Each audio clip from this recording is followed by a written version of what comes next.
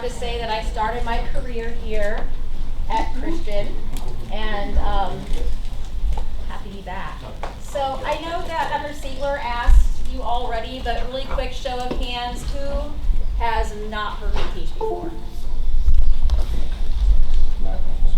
And how many of you are medics? All right.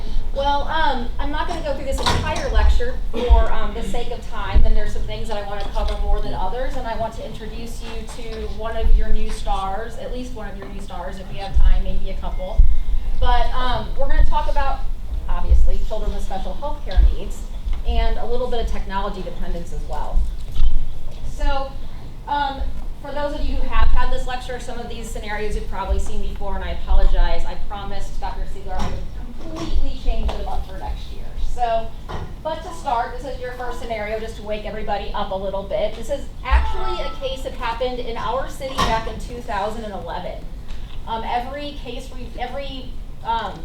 we go over, every call review, every scenario is going to be based off of either a real 911 call or a real child in the program. So you guys are working your, you get called to pediatric difficulty breathing, infant difficulty breathing, and roadside. You have a vehicle pulled roadside, and you've got Miss Jade, that's one of our Rock Township stars. We'll say that she's not pink and rosy like she looks in that picture. She's floppy and she's unresponsive, and she is with an aunt who is absolutely panic-stricken. She had no intention of any of this happening. She was just helping out busy mom and taking her from point A to point B, and she is asking for help. So you pull her out of the car seat. There you go. What do you want to know? Tell me what you're going to do first. Finish training. Because you're eating. Is there someone who's not eating? I didn't even notice. Who's? Swallow it down. Let's get going. So, what's her respiratory rate like? She's sucking in her chest a little bit, but it's about like 5 times a minute right now. She's frothing out of her mouth. Eyes are deviated. She's floppy. Suction, positive pressure ventilation. Well, go ahead. You got it right there. So there you go. Does you have a partner? Does anyone around you? They're gonna watch you. Help him. You guys gotta help him. Yeah. All right. There you go. Absolutely. So first things first, you want to back the tray. Okay, so nothing goes in. Okay. You need a lot of resistance. Where the blood bag? The go bag? Where the Okay. The aunt's like, I'm not sure what you're talking about. Your partner knows what he's talking about, so he runs in and is like, calm down, you move over, and here you go. Hold out her stuff. Are you talking about this bag? Okay. So meanwhile, you're not getting air in, she's not ventilating well, someone's going to be starting CPR at this point, right? Mm-hmm. Okay, so what are our priorities? We're going to walk through this step by step. Clear that airway. Clear that airway. And how are we going to do that? Suctioning. What if it doesn't work? Pull the trigger. Okay, change the tray. Awesome. So we're going to talk about that in more detail. How many of you here have had trach training? Everybody? All the way down to doing an emergent trach change? Okay. We're going to talk about it step by step and why it's such a priority. Because typically, I'll take your back, thank you. It's not taught in the depth that it needs to be in the pediatric world, and we're going to talk about why. This case in particular, like I said, it was a real case. It happened in 2011 in our city, and this kid had great medics. But these great medics, unfortunately, had never been taught how to manage such an emergency. They suctioned, they tried to manage his airway, they couldn't clear it, the child went into arrest, and they just decided, you know what, I'll do that good old diesel bolus that we talk about. Well, that doesn't work with an airway. So when the kid got to Glennon, which was very close, but it's never close enough, even if it's across the street, right?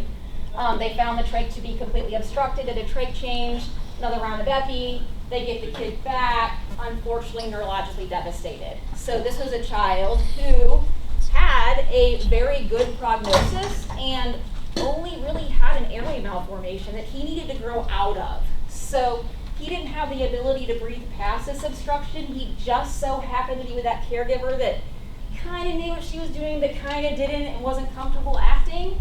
And now he's still alive today, but you can call that fortunate or unfortunate, however you want to look at it, because he seizes about 50 times a day, doesn't hear, eat, see. He just lays there basically in a semi-vegetative state. So that, unfortunately, isn't that only story. That's just one anecdotal story of many that we've taken a look at and how to correct these issues. So why I'm here today, I think most of you know why I'm here today. These kids are getting sicker and sicker, and unfortunately we're sending them home with less and less resources. We're saving them like crazy. We are able to consistently, in some cases, save these 23-weekers in our NICU. We're doing things to kids who would have been considered non-compatible with life 5 years ago. Ethically, that's something we could discuss till the end of time. Should we not? Because in my opinion, if we can't support them as they leave our hospital, we need to take a real hard look at what we're doing. That's my friend Cannon. I like just to open with him because he's cute. We did a photo shoot with him, and he decided that he was going to cry. So I picked him up and told him, we had a little come to Jesus talk, and I said, you're not crying because I set this up and actually got a city ambulance here.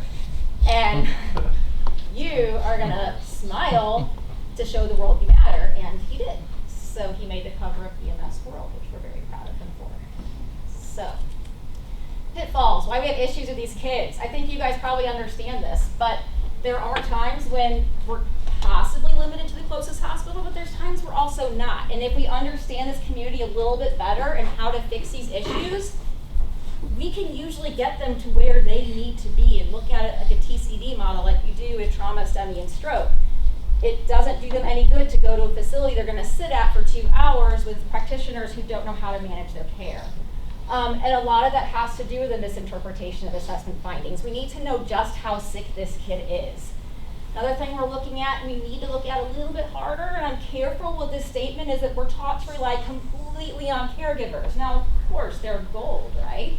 They should be at the bedside. They are an expert in that child. But when we see these incidents occur with negative outcomes, most often that trained caregiver isn't there, which is what happened in that scenario in the city back in 2011.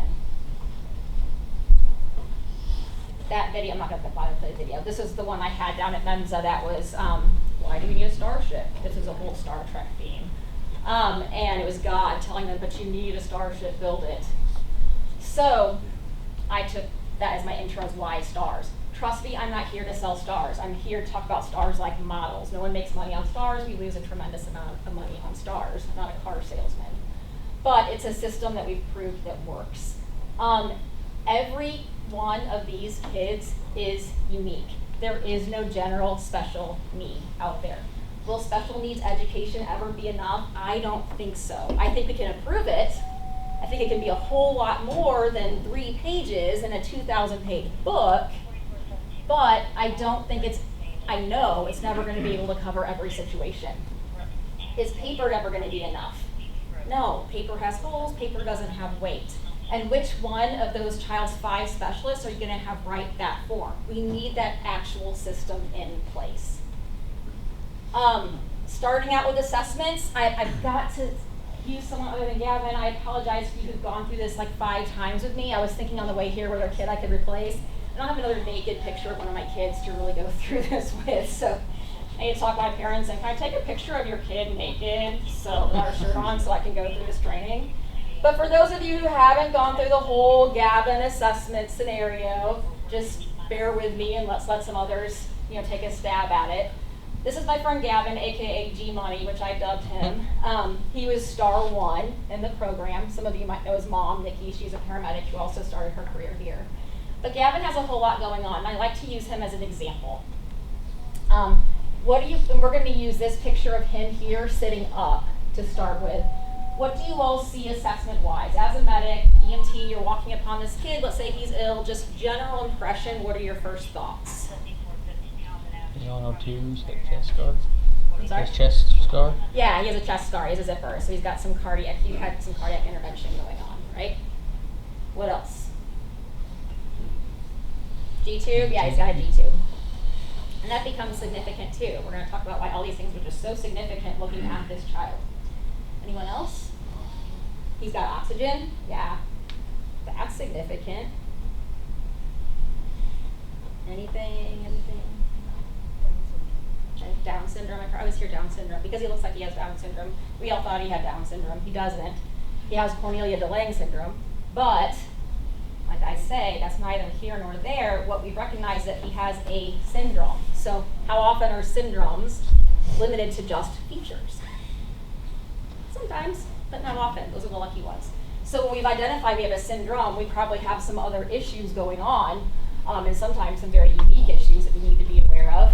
But I heard a lot of good things. I heard he has a G-tube. I want to know why he has that G-tube. Is he an aspirator? At this point, I'm going to assume he's an aspirator because looking at that airway, that's something I don't want to have to be responsible for controlling on my own. He has a terrible airway. He is documented in the hospital as a Mallampati score 4. He's a no visualization. He has a ginormous tongue, and I'm really impressed that we caught a picture of it with it in his mouth because he's usually sticking it out. He has a recessed jaw. And I chose this picture over here. I don't know if I have a pointer or not. I'm sure I do. Yep. Oh, yeah. Yay. To show his webbed neck. When I documented kids having a webbed neck once, I had a charge nurse from this community hospital say, well, I saw her. She came in and it's like her neck looked normal. I'm like, no, it's not like she doesn't have webbing on her neck. You see she has neck fusion and there's no flexion here. So when you're talking about positioning, things are going to get really challenging on you. This is going to be doing your best jaw thrust that you can on a jaw that's already extremely recessed. So positioning is going to be key, actually difficult, but yet key for keeping this kid from going downhill airway-wise. I'm going to have suction equipment right there. I'm going to have him at least probably a 35, 45 degree angle, and I'm going to do my best to keep him from aspirating. I see he has a zipper, I see he has oxygen. I want to know why he has that oxygen. Is it a pulm problem or a cardiac problem or both? And then does he wear it all the time? Is he needing more today? And if so, what are his goal SATs? We have kids that have goal SATs that are 75 to 80, and that's where we keep them and that's their norm, and we don't want to push them past it. I also want to know if he has fluid restrictions because I can always add fluid, but I can't take off after I've gone too far. And it's really easy to go too far with a little one this size. And then most importantly, one of the most important aspects to caring for these kids is knowing what normal is. Because if you don't know what normal is, your assessment means nothing. You don't know how far they've deviated from that. And he is a perfect case example. I have several examples, but I love his because, again, he had experienced medics. He had good medics. He wasn't too much older than he was in this picture here. Mom was not home. Dad called because Gavin wasn't doing so hot, and he was really worried. Gavin's issues up until that point had always been pulm. And so there was an assumption when the medics got there that it was a pulmonary issue, but it wasn't this day. Dad knew something wasn't right, which should be key for all of you with any special needs kid. Parents say something's not right, something's not right. Well, they didn't really see anything a whole not right to them. He was satting fine, his pressures were fine, his heart rate was okay, a little tacky, but he'd been sick, he'd been vomiting. And they just tooled him on down to Glennon, what they thought was a very stable kid. What they failed to recognize is that Gavin was unresponsive. Gavin is nonverbal, but he's very vocal, he's extremely interactive, and he's kind of a wild man. He has normal tone, and he's really strong. He bears weight, and he wants your attention. He's constantly engaging. Well, they missed a blood sugar of 14 when he arrived at the hospital. And you can't tell me that these medics would not have assessed a blood sugar on a kid who was unresponsive and floppy, who didn't look like this. So I think that they've missed that whole, hey, if I just like, this kid has a lot going on, he's okay, I'm just gonna tool back and write my report and leave him on monitors. I think they would have been really concerned if they had a typical kid that floppy and unresponsive. So when we're looking at assessments, this becomes really difficult, and this becomes another reason why detailed forms that are up to date on these kids with accurate baselines, detailed baselines are so important. I just pulled these off the top of my head. This list can continue on and on. These are all issues that can be either extremely significant or normal, depending on what this kid has going on at baseline. This over here is a nonverbal picture chart that's pretty good. It's the best we have right now, but it could still be better because that still doesn't fit all. There's nothing that really fits all for our kids. Technology dependence past assessments becomes an issue as well. We're constantly sending kids home with new technology that our ERs aren't familiar with, community hospitals definitely aren't familiar with, and it becomes an issue when you're relying on parents to be the ones to handle everything in an emergency. Here's a technical term for technology dependence, but I like to use my friend Alec as an example because we consider him a real life superhero. There he is in his Halloween costume, but what people fail to recognize is that backpack isn't a part of his costume. That's actually where he carries his LVAD. And he always carries his LVAD in a backpack, and he looks like a typical kid. And what we found traveling, doing Education with Stars and presenting his case in particular is there's a lot of misinformation out there and a lot of education that's being spread that's inaccurate and old, and it scares us. So another reason we have to keep up to date with all this equipment. Trachs, we're going to talk more about trachs because trach accidents is where we see actual neurological devastation and death in this community. And actually, it's a very easy thing to troubleshoot. But here is another case of where these individualized plans become so imperative. That's my friend Nathaniel. Some of you have met him. He came up here when he was really young when I first started STARS. And because he is such a unique case, he's a really neurologically typical kid. He communicates with a communication device. He's very active, plays sports. But he had an airway that was never, ever, ever going to be repaired, at least not in this decade. So we went to Cincinnati Children's, the airway mecca here in the US. They decided, the safest thing for him right now, we don't have another option for repair, is to do a laryngeal tracheal separation. So this kid has no connection to his upper airway. Now, if you look at the most current EMSC standards, or pretty much anything written in any paramedic or emergency text on trachs, it's going to tell you to deviate to the upper airway as soon as you lose control of that stoma. Well, guess what? Not an option. Your kid's dead. And there's no way of seeing it from the outside. So we, again, have to have these individualized plans. I think most of you guys are familiar with trachs in a basic sense, but you'd be surprised at how many even physicians or providers are completely uncomfortable with addressing a trach. This is a very basic diagram. You're going to have either cuffed or uncuffed trachs in your kids. You're going to know by the presence or absence of a pilot balloon. I don't have anything to cite to say this, but typically, if you have a kid with an uncuffed trach, you're more likely looking at a kid with an airway malformation versus a kid who needs that trach for vent dependence. Keep in mind that when you have a cuff on your trach and it is inflated, you've eliminated any ability for them to breathe around that trach at all. So with a cuff inflated and a plug that develops so easily, which is nothing but a blood clot or booger, which look how easy that occludes, you have imminent death without correction. Something else that gets people, I think in the pediatric world, tripped up with trachs is that our trachs don't have intercannulas. I'm sure there's some out there, maybe over a size 5.5 maybe, but we don't have the diameter to do an intercannula on these kids, and these are very soft, pliable trachs. So you're looking at a single tube. We've added trachs to our PALS classes, and I get that again. Physician level providers all the time will go through a trach plug scenario, and they're like, well, I want to take out the intercannula. Okay, there isn't one. And then they're like, whoa, like expose the stoma? I'm like, yeah. They're like, oh, whoa, I don't know. I mean, how fresh is that? I'm like, okay, well, the kid's dead. So first of all, the alternative is death. You have to do it, or the alternative is death. Second of all, we don't send kids home with fresh stomas. These trachs are meant to come in and out. That's a tube that's meant to come in and out. These kids get their trachs changed on a weekly basis or bi-weekly basis. And then as needed, as they plug and decannulate, And I'll quote Dr. Laffey and saying, hey, come on, because he gets really upset when they talk about it being an ALS skill versus BLS skill. He's like, we teach people with a 5th grade education how to do a trait change at home. Come on. I laugh. My mother's a Sunday school teacher and she's a little nuts. And she calls this is white, the blue thing that makes air go in and out, and she can do a trait change. So we have to take the fear out of it.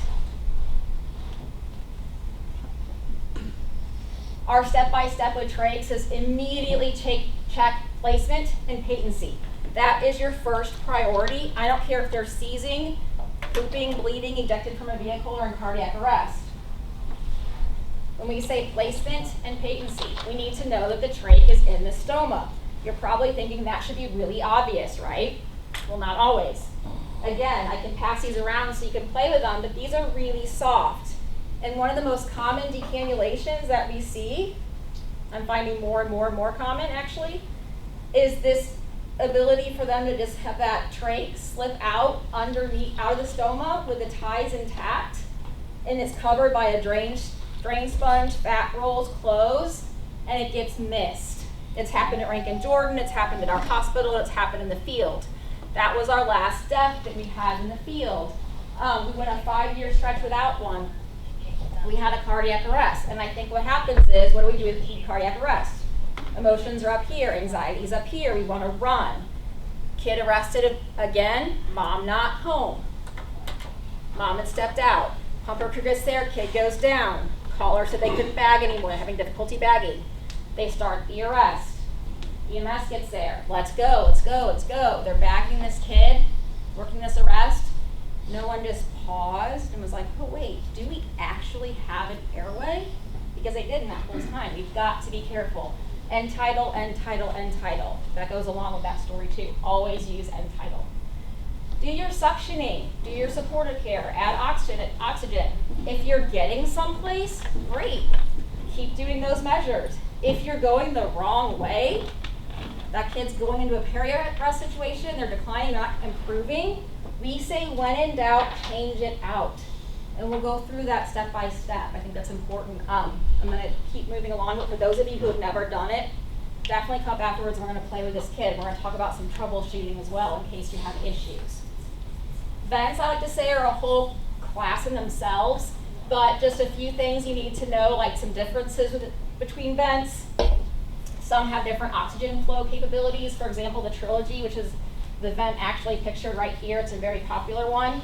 Not only does it need to stay upright, which I didn't know until RT came out and helped us with this video, it will always dilute oxygen. It will never provide 100%. It's going to dilute down to 60. So if your kid's really oxygen hungry, you need to pop them off the vent and bag them with 100%. Don't ever transport with their water source, which most of your parents know, but again, if you don't have that trained caregiver there, you need to have that kid transferred over to their travel setup so you don't have an accidental sloshing and drowning incident. Battery life should be really good on all of them, but there can be errors, so just plug them in no matter what for transport. And just know when you have your low pressure alarms, check for leaks. Your kid might be very attended, not taking a good tidal volume. There's different caps that go on where the heater was for the water when they transfer them over, so make sure everything is capped, you don't have holes. And then high pressure alarms usually means your kid's plugging or really fighting, there's an obstruction somewhere. There's a lot more to vent troubleshooting. But if you need to pause and the kid's throwing alarms everywhere, don't hesitate to pop them off and bag, but just bag carefully. As I'm sure you guys know, it should be without saying, but the last 1-year-old, for example, I sent home to City EMS. She's 1 year old, takes a tidal volume of 110, so bigger than this kid. Keep in mind, this is 500 mils. So she gets about a quarter of that bag. So make sure that we're not giving them everything. Bagging them with a PEEP valve in place is always only going to benefit you because they typically have a pretty decent PEEP setting on their vent. Just match it. If you don't have PEEP valves on your bags in the trucks, take theirs because their home bag most likely has a PEEP valve on it set for them. Some of you recognize Chase. He's my most frequent run chem star. He's 8407. Mom calls him For him usually, because she just simply can't transport with him safely in the back. He's an aspirator. He needs suctioning when she does call. It's usually for hyperemesis. So he needs, and he has very poor tone. I don't know how they managed to get that picture of him sitting upright. But what do you guys notice about that picture? Yeah, he had a really decent CVA. So he's got quite a bit of deficit from a CVA. And that was from a shunt failure. So Chase is also a heart transplant patient. He has always come in for hyperemesis with you guys. That's his thing. He's come in 10 times, every time for hyperemesis. And 9 out of those 10 times, it was his GERD stuff. And he got GI cocktails and worked up, stayed for a day or 12 hours and went home. The 10th time, he needed a shunt revision. No matter how he comes in with that vomiting, he's going to immediately get worked up for the shunt series and worked up for heart rejection. Because those are the priorities and you're never gonna know. There's nothing you guys can do to fix shunts. What I want you guys to know is have that high index of suspicion. And again, if mom and dad says something's not right, then something's not right. Early signs of shunt failure can be very, very subtle. Most typically, you're gonna see the vomiting. But just that lethargy, irritability, even mom just saying something's not right should lead you guys to think that they need to go to their facility, whether it be us or children's. They need to go where neurosurgery can intervene if need be. Backlift, I'm going to kind of get through these so we can do some scenarios. Backlift and pump, I just want you to be aware of it because it's becoming more common. It's something that is effective for our kids, especially our CP community, which we're increasing by saving the preemies, because they have that really terrible technique that can get to the point where they're actually damaging their extremities and their joints, and their parents can't even dress them anymore. So what they'll do is go ahead and plant a pump under the skin, and a lot of, again, even physicians in the ERs are like, oh, is this a port? No, it's not a port. This is a pump that we can't use for a port that's delivering just a steady flow of baclofen directly into the spine. Nothing you guys can do to it or for it. What you guys need to know is if it fails, because either it becomes clogged, dislodged, parents are non-compliant and don't bring them in for a refill, then they can have really, really serious withdrawal effects that can lead to status epilepticus, hypertension, hyperthermia, and they can actually become somewhat of a life threat. So we can treat that with high-dose benzos. So it's good for you guys to know there's something you can do for it. Can't diagnose it, but you can assume and at least know what you're dealing with. So we're going to do a few scenarios I don't want to put you guys to sleep. Again, so all of these scenarios I picked off of actual calls and actual STARS patients. So here's your first one. 3-year-old male on a vent. He's at daycare. And nurse says he's new. He just took this case. And he said he hands you a binder of medical information. And this alarm is beep, beep, beep, beep in your ear. You're like, oh my God, this is crazy. I wish I would have called in today. And red writing across the front of the binder, you see it says ketogenic diet on your first page. So this is what you see. This is your assessment findings. His eyes are open and sharply deviated to the right. He's lip smacking. Monitors alarming high pressures. Counts crappy. Here's your vitals. What do you guys want to address? It's blood sugar. So you want to address the blood sugar? What else do you want to do? I do too. Does he have a history of seizure? Yeah. And he's Check his seizing. airway? He's obviously seizing, yeah. Check his airway? Yeah, so he's on a vent. Yeah, he's on a vent. He's got a trach, definitely, first thing. Is that trach patent? Yeah, he's at 90 or 89. I'm not panicking, but I'm probably gonna start bagging him just to see what's going on. He's seizing, which is probably why we're getting those high pressures. He's probably fighting and seizing against that vent. What do I fix first? This is one of those things where, Joel mentioned, does he have a history of seizures? Yeah, he does. And this particular kid seizes probably about 50 times a day. So I'm going to want to know, when do we treat? Is this a kid that we treat if he's, clustering, if he has more than, 4 in a half an hour, or a kid that we treat after, 5 full minutes of this? But I got a blood sugar here. It's like Could that be the cause? I mean, is it a cause for the seizures? Do I want to load him up with benzos? It probably won't hurt him because he's on the vent. But my pressure wasn't fabulous. It wasn't bad. Yeah, his pressure's okay because he's 3. But where would you guys start? Is there a way? Anyway, yeah, we're bagging him. So you guys are bagging him 100%. How do you want to treat? What would you do in real life? It is seizures like abnormally long, just go with benzos. Okay, that's not bad. It's not a bad choice. You can treat with benzos. I go for the blood sugar. I thought Okay. it was blood sugar before I treated him with Yeah. benzos. Before I Okay, gave yeah, because maybe benzos. that'll fix it.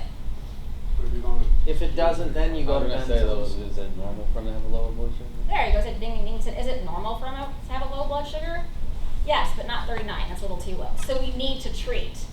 But I'm glad you guys caught that. That ketogenic diet actually means something. How many of you have heard of it other than social media fads? Okay.